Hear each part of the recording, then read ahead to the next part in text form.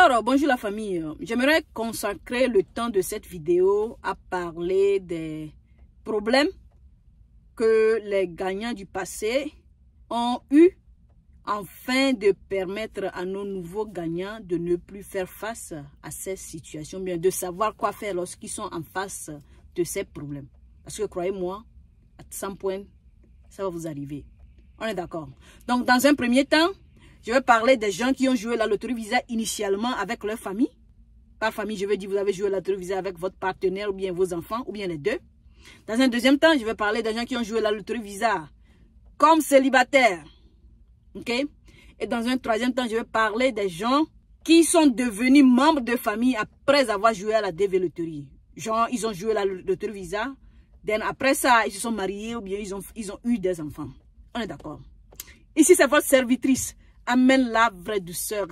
Bienvenue à tous. Si c'est votre première fois, n'oubliez pas, abonnez-vous pour ne manquer aucun contenu de nos vidéos futures. On est d'accord la famille. Et la famille, je reconnais que cette chaîne n'est rien sans vous. Alors, je tiens vraiment à vous remercier pour vos contributions à cette chaîne, à travers vos likes, vos commentaires et vos partages. Oui, mais, tcha. Alors, encore une fois, soyez les bienvenus la famille. Pour les gens qui ont joué la DV Loterie, comme étant mariés, quand je dis mariés, je veux dire les gens qui ont joué la DV Loterie comme mariés parce qu'ils sont mariés légalement. Pas parce qu'ils ont joué la loterie Visa comme mariés parce qu'on leur a dit de faire ça bien. Ils pensent que c'est mieux de faire ça. Je parle des gens qui sont mariés légalement devant la loi et ont joué la loterie Visa comme étant des mariés. Ok? Si vous êtes dans cette situation, ok? Lorsque vous serez sélectionné, sachez que dans un premier temps, en remplissant le D260, on va vous demander de fournir vos informations personnelles. Maintenant, la réponse que vous allez donner, c'est en fonction de ça que certaines questions vous seront posées. Vous avez rempli vous avez déjà mis vos informations personnelles dedans. C'est bien. La seconde question qu'on va vous demander, est-ce que vous êtes marié? Si vous dites non, then, on va plus poser de questions concernant votre partenaire. Mais si vous dites oui, on va vous demander de mettre leurs informations. Then, après avoir mis leurs informations sur le D260, ils vont vous demander, est-ce que vous souhaitez partir avec eux? Si vous dites oui, indirectement, vous êtes en train de dire que je vais aussi aller à l'interview avec la personne. C'est ce que ça veut dire. Oui, je vais partir avec la personne. Ça veut dire que vous allez aller à l'interview au même moment avec cette personne et avoir le visa au même moment avec cette personne. Ok?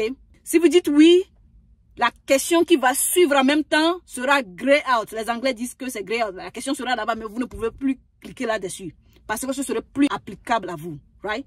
Mais, si vous dites non, je ne souhaite pas partir avec cette personne en même temps, la question suivante, est-ce que vous pensez partir avec cette personne dans le futur? Et par le futur, ils ne disent pas demain, ils ne disent pas après-demain. C'est indéterminé. Ça peut être dans 5 ans, dans 10 ans, dans 20 ans, dans 30 ans.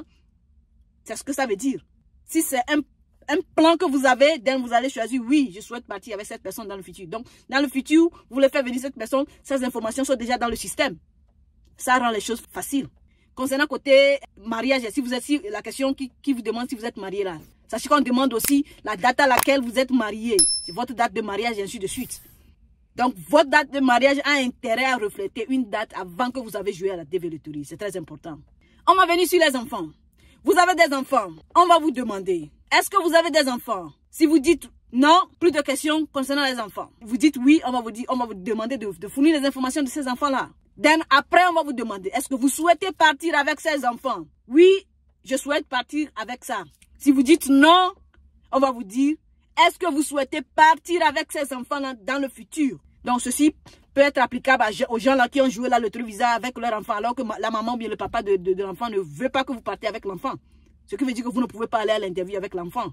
Si vous choisissez, oui, je vais partir avec l'enfant, ça veut dire que vous allez aller à l'interview avec l'enfant. Si vous obtenez le visa, vous êtes obligé de partir avant l'expiration, la date d'expiration du visa. Sinon, le visa va expirer, vous allez rester, vous êtes obligé encore de dépenser dans le futur pour passer à travers le processus de regroupement familial.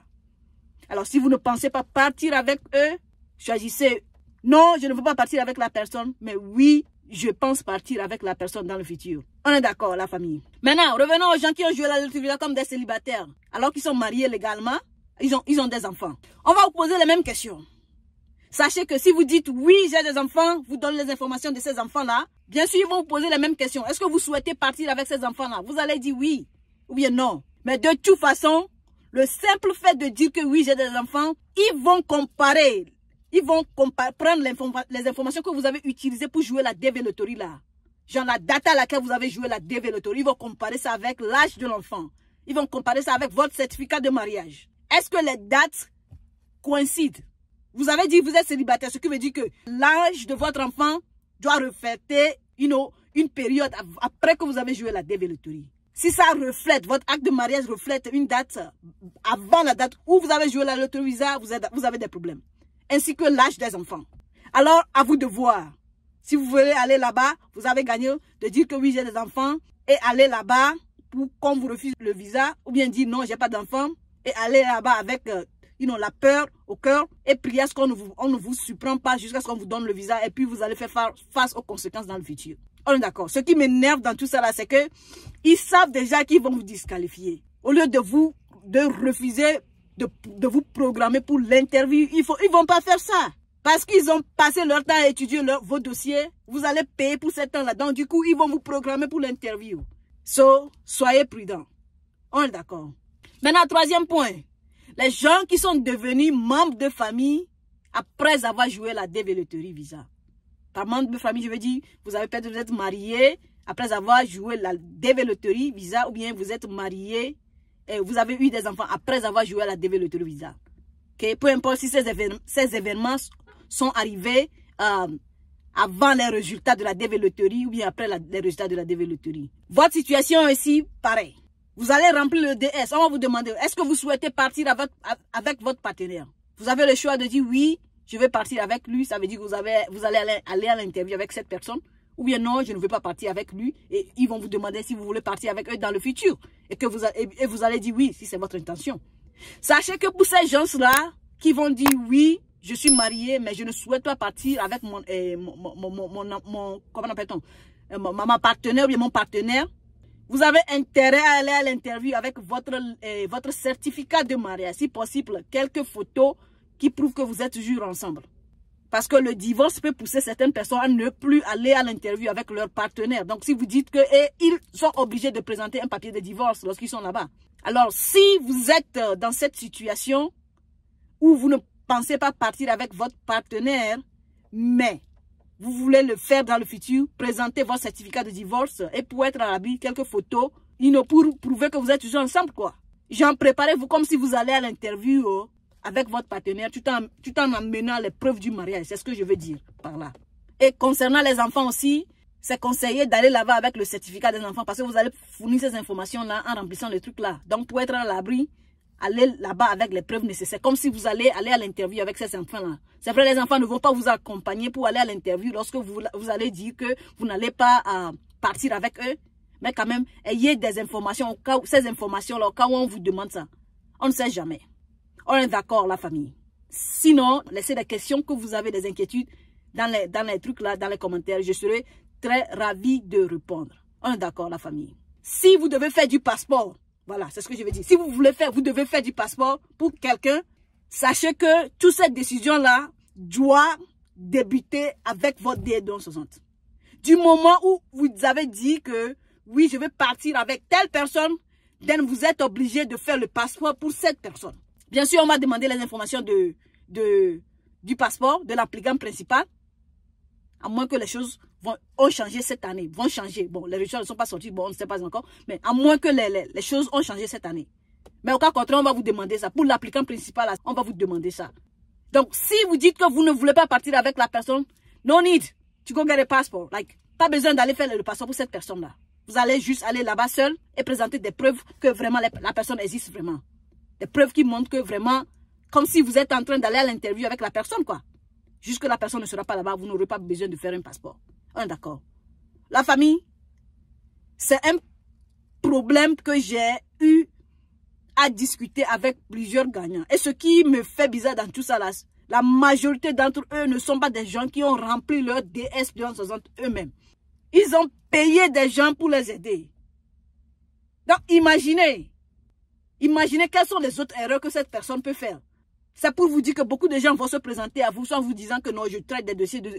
Les gens vont écrire, on traite des dossiers de la loterie Visa, on traite des dossiers de la loterie Visa, on traite des dossiers de la loterie Visa.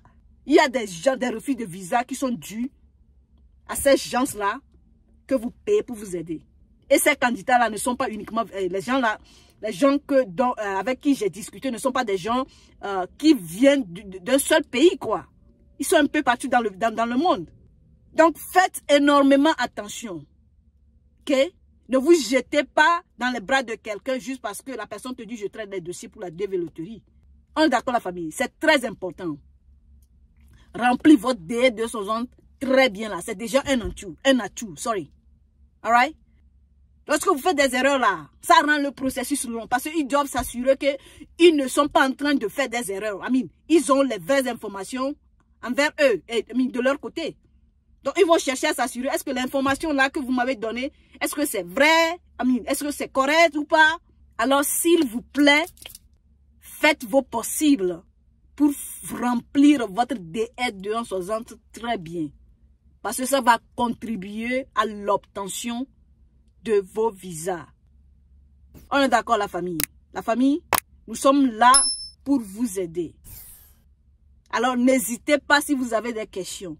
Parce que l'opportunité qui s'est présentée à vous est vraiment cruciale. C'est une opportunité en or.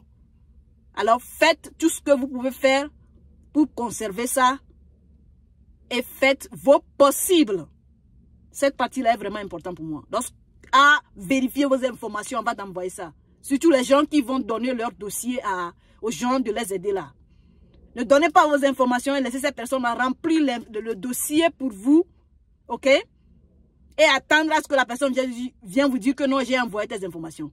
Après que la personne finisse de remplir ces informations-là, jetez un coup d'œil à ça pour voir ce que la personne a mis là-bas. Merci beaucoup. Vous avez des questions? Les commentaires sont là pour ça. OK?